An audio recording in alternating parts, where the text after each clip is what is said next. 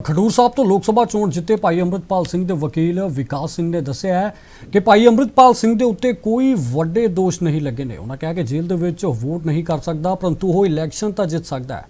ਇਸ ਦੇ ਉੱਤੇ ਚਰਚਾ ਹੋਣੀ ਚਾਹੀਦੀ ਹੈ। ਉਹਨਾਂ ਕਿਹਾ ਕਿ ਉਹਨਾਂ ਤੇ ਇੱਕ ਪਟੀਸ਼ਨ ਦਾਇਰ ਕੀਤੀ ਸੀ ਜਿਸ ਦੇ ਵਿੱਚ ਇੱਕ ਅਜਿਹਾ ਕਾਨੂੰਨ ਬਣਾਇਆ ਜਾਵੇ ਜਿਸ ਨਾਲ ਜੇਲ੍ਹ ਦੇ ਵਿੱਚ ਬੰਦ ਕੋਈ ਵੀ ਵਿਅਕਤੀ ਜੇਕਰ ਇਲੈਕਸ਼ਨ ਲੜਨਾ ਚਾਹੁੰਦਾ ਹੈ ਤਾਂ ਜੇਲ੍ਹ ਤੋਂ ਬਾਹਰ ਆ ਸਕੇ।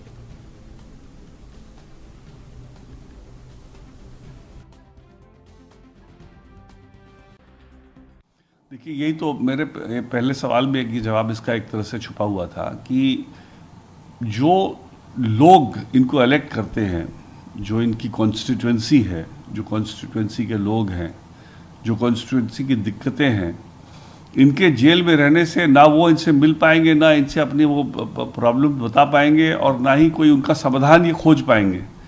आज के दिन में अगर मेंबर ऑफ पार्लियामेंट है और कोई इशू उठता है तो डिस्ट्रिक्ट मजिस्ट्रेट से मिलना होता है। कई कमिटीज़ का वो मेंबर होता है जहां उसको डेवलपमेंट एक्टिविटीज़ में हर कमिटी में उसको पार्टिसिपेट करना पड़ता है।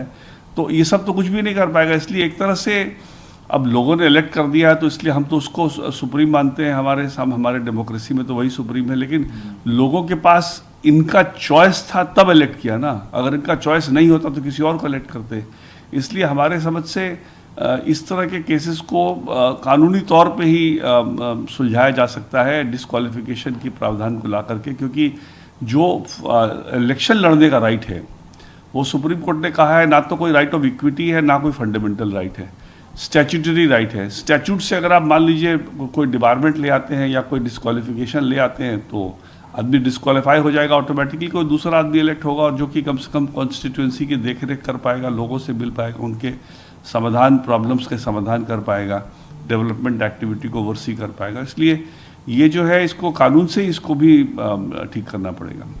सर, इसके अलावा एक सवाल ये है कि अगर विक्ट हो जाते हैं अपने अपने केसेस में तो क्या इनकी मेंबरशिप रहेगी? क्योंकि हिस्ट्री में हमने देखा है कि राहुल गांधी के केस में भी हमने देखा था कि एक मानहानि का केस चल रहा था, उसमें कन्विक्शन हुई और मेंबरशिप चलेगी। इसमें कैसे होगा सर?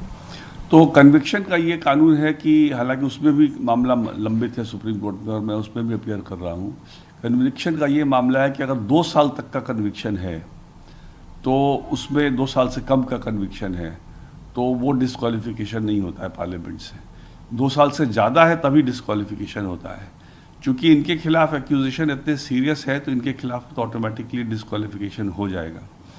राहुल गांधी में जो मामला था वो था एक डिफेमेशन का मामला था। उतना सीरियस मामला नहीं था, कोई टेरर की एक्टिविटी नहीं थी, कोई मर्डर नहीं था, कोई रेप नहीं था। इसीलिए कोर्ट ने उनको परमिट किया अपना पार्लियामेंट का अपना सीट बरकरार रखने के लिए। लेकिन अमूमन सीरियस मामले में कोर्ट भी इस तरह की परमिशन नहीं देगा और डिस्क्वालिफिकेशन अपने आप आ जाएगा। सर, एक आखिरी सवाल है कि हिस्ट्री कुछ ऐसे भी एमपीज आए हैं जो कि अंडर ट्रायल थे, उन्होंने चुनाव लड़ा, उसके बाद कन्विक्ट हो गए, उनकी सदस्यता चली गई। कौन कौन से ऐसे लोग हैं अगर आपको याद हो तो? मेरे को याद तो नहीं आ रहा है कि ऐसे हैं, लेकिन ज़रूर ऐसे होंगे। मैंने इस पर देखा नहीं है इसको, तो आंकड़े आजकल